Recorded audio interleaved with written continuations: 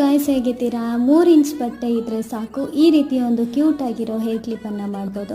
ಅದು ಹೇಗೆ ಅಂತ ತೋರಿಸ್ತೀನಿ, ಬನ್ನಿ ಗಾಯ್ಸ್. ಇಲ್ಲಿ 1 ಇಂಚ್ ಅಗಲ 3 ಇಂಚ್ ಉದ್ದ ತಗೊಂಡಿದ್ದೀನಿ. ಇದೇ ರೀತಿ 6 ಪೀಸ್ಗಳನ್ನು ಕಟ್ ಮಾಡಿ ತಗೊಂಡಿದ್ದೀನಿ. ಅದನ್ನು ಈ ರೀತಿ ಸ್ಟಿಚ್ ಮಾಡ್ಕೊಳ್ಬೇಕು. ಸ್ಟಿಚ್ ಆಗಿದ ನಂತರ ಈ ರೀತಿ 2 ಎಂಡನ್ನು ಜಾಯಿನ್ ಮಾಡ್ಕೊಳ್ಬೇಕು.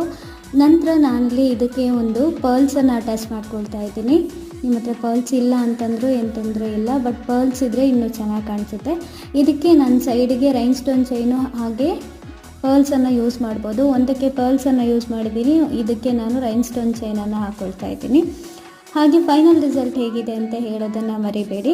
ಹಾಗೆ ತುಂಬ ಜನ ಕೇಳಿದರು, ನೀವು ಈ ಅಲಿಗೇಟರ್ ಕ್ಲಿಪ್ಪನ್ನು ಎಲ್ಲಿಂದ ಬೈ ಮಾಡ್ತೀರಾ ಅಂತೇಳಿ. ಇದರ ಲಿಂಕ್ ಬೇಕಿದ್ದರೆ ಕ್ಲಿಪ್ ಅಂತೇಳಿ ಕಮೆಂಟ್ ಹಾಕಿ, ನಾನು ನಿಮಗೆ ಲಿಂಕನ್ನು ಕಳಿಸ್ಕೊಡ್ತೀನಿ.